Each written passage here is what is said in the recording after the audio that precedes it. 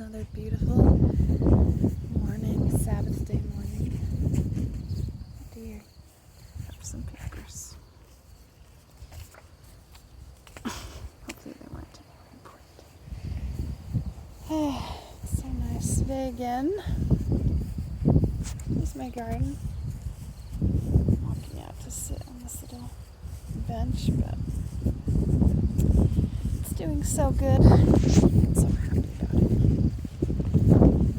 I like having corn and hearing the wind in the corn. I live in Kansas, and it's actually been rainy today. Or not today, but the whole season. Just wanted to share a quick story. I feel like so much of my conversion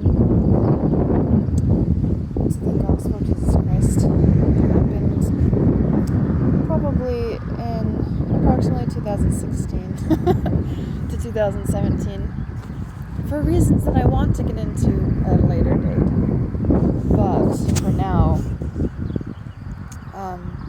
I think I wanted to start sharing some more miracles and some more of my experiences. I served a mission in Atlanta, Georgia for my church, and had amazing experiences. And quickly this morning, before I go get ready for church, I just wanted to talk about my first one. I got my mission journal right here. I wanted to talk about it. It was amazing. So when I left to serve a mission, which was on February 27th, I went to the MTC, or the Missionary Training Center in Provo, Utah. And I was put into a trio, which is a companionship. You're always with a companion, but a trio is a companionship of 3 instances. It was pretty hard. Luckily, it was only for like a week and a half, because I left on my mission when they changed the age for missionary service. So missionary service used to be 19 for young men and 21 for young women. And they changed it in October of 2012 to 18 for young men and 19 for young women. So I left soon thereafter to serve a mission in Atlanta. And I was put into a trio. So many young women were going out. They kind of had to shuffle me around and put me in a trio, but also it was because someone who was supposed to be there didn't show up. And actually ended up in the mission later, and I met her. But yeah, so I went into a trio, and it was hard. My companions did not like each other. But it was only a week and a half. It was fine. And then I went out to my mission on March 12th, 2013. And I was put into another trio. And I was not very excited about that. But we met this woman. She was from Jamaica, and she lived in a, where was I? Marietta, Georgia, I think. And she had just moved there the year before from Jamaica with her 3 daughters. And she was obsessed with the number 3. I don't want to necessarily name their names. I don't know. I'm new to this whole YouTube thing. In regards to, I don't know about privacy. I haven't asked their permission or anything, but her 3 daughters had the letters TRI at the beginning, try. Because she just loved the number 3. She had 3 daughters, and all of their names had try or tree, at the beginning of their names, because she just loves the number 3. And I happened to come to her in a trio. So funny how God works sometimes for people. And she told us that she had been walking by our church building recently, and she just had the impression that she needed to be there on March 31st for the service, the Sunday service on the 31st, which I thought was very interesting. And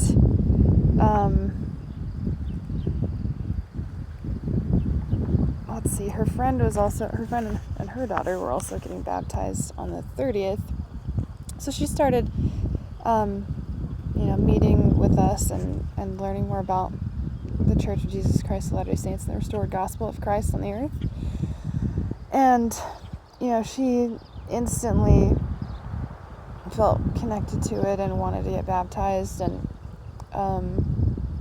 we taught her all the lessons. She came to church, felt that it was true, and she ended up being baptized on the 30th of March 2013. Which, if you are thinking about it hard, you would realize that that's 3 threes in the date. She was baptized on March 30th, 3/30, 2013, and then was confirmed a member of the Church of Jesus Christ of Latter-day Saints on March 31st, 2013. It was so crazy. And she had a couple other experiences with threes, but I just thought it was so miraculous what God was willing to do for her, to help her know that what she was doing was right. And I just wanted to share that. That's at the very beginning of my mission when I served, and I think I'm going to share mission stories. I have amazing mission stories. I loved my mission. It was awful and wonderful and so hard and traumatic and amazing and miraculous. So I think it's important for me to share these stories before I get to 2016 and 17 when I had more significant or more deep conversion experiences. But these ones, were also very beneficial for my testimony. And, I don't believe in coincidences. I believe that coincidences are miracles. They're God working in our lives. So I just wanted to share that brief story about my friend I made in Marietta, Georgia, and the miracles God was willing to do for her. 333 in a trio. It's so funny. Anyway, I know that God is willing to do exactly what we need for us, especially as we're seeking Him out. He has miracles prepared for us if we're willing to seek Him and His will, and try to do what is right. God has miracles planned for us, and the perfect circumstances and the perfect answers and the perfect experiences for us, so that we can know what we're doing is right, so that we can know He's there. And I've experienced that also. I'm sure I'll eventually get to those, my personal experiences, but I wanted to share these experiences of my friend in Georgia, so that she could be, her story in her life could be a second example of that principle, that God knows us, and He loves us, and He will give us exactly what we need.